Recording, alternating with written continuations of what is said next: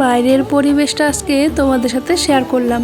তো তোমাদের কেমন লাগবে জানি না, আমার তো বেশ বাইরের পরিবেশ শেয়ার করতে ভালো লাগে, আবার মাঝে মাঝে ভাবি সবাই ভালো লাগবে কি না। তো আজকে একদম অরিজিনাল সাউন্ডটাই দিলাম, কোনো মিউজিক দিলাম না। আর বাইরের পরিবেশটা বেশ পাখির ডাক শোনা যাচ্ছিলো। তারপরে চলে এলাম ঘরে এসে দেখি একই কাণ্ড, যে এই মানুষ ঘুম থেকে 9টার দিকে উঠে এখন স্কুল নেই, দেখো মোবাইলটা দেখে আবার ঘুরে বসে পড়লো বই নিয়ে।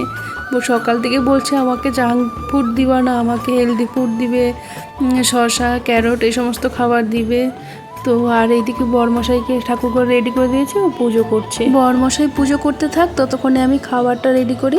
আজকে আমাদের সকালে রুটি হয়েছে আর তার সাথে হচ্ছে ডিম ভুজিয়া। এটা কিন্তু এভাবে করলে একটু আমার বর খেতে পছন্দ করে। তো এটাই হচ্ছে আজকে আমাদের সকালের জলখাবার। এক এক দিন চেষ্টা করি এক এক রকম করে করার জন্য।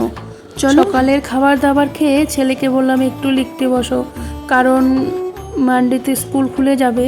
আর এতগুলো পড়া দিয়েছে, ছুটি হলে কি হবে, বাড়িতে ছুটির মজার চাইতে মনে হয় যে পড়াশোনাটাই বেশি হচ্ছে, এরকম লাগছে। এতগুলো হোমওয়ার্ক দিয়ে দিয়েছে, তো 2 পেজ করে লেখাচ্ছি অনেক কষ্টে। তবু স্কুল থাকলে কি হয়, পড়াশোনা প্রত্যেক দিনকার এটা প্রত্যেক দিন ভালো মতন হয়ে যায়। আর স্কুল না থাকলে তখন ওর যদি মুড হয় যে আমি আজকে পড়বো না, ওকে কিছুতেই পড়ানো যায় না, তখন নিজেরাও ছেড়ে দিই। আর স্কুলটা থাকলে না করতেই হবে, সেও তখন বুঝে, আমরাও তখন বুঝি।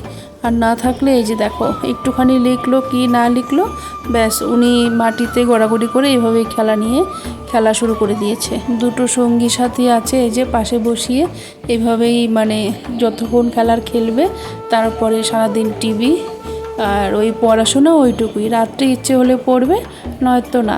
যেহেতু স্কুল নেই, 2 পেজ লিখেছি, ব্যাস ওর ওইটাই হয়ে যাবে কমপ্লিট। ঠিক আছে, এখন আর বেশি চাপ দিচ্ছি না তেমন। ছুটিও যেহেতু, নিজের মতন করে থাকুক, এই বয়সে আমরা এতটা চাপ নিইনি। পাশের কোড়াটার থেকে দিয়েছে কুমড়ো ডগা, সেটা দিয়ে করব নিরামিষ। এই যে নিরামিষ তরকারি হয়েও গেছে। এভাবে নিরামিষ করে খেতে আমার বেশ ভালো লাগে। তোমাদের কেমন লাগে জানাবে অবশ্যই। নিরামিষ তরকারি আমিষের চাইতে দেখবে নিরামিষটা তৃপ্তি করে খাওয়া যায়। আর কুমড়ো ডাঁটা সমস্ত কিছু সবজি টবজি দিয়ে আমি ওই কালো জিরা আর রাঁধুনি দিয়ে এভাবে নিরামিষটা করেছি। আর করব হচ্ছে, আর রান্না করব এই যে ধুন্দুলটা। চলো এই যে রেডিও হয়ে গেছে, রান্না বান্না হয়ে গেছে।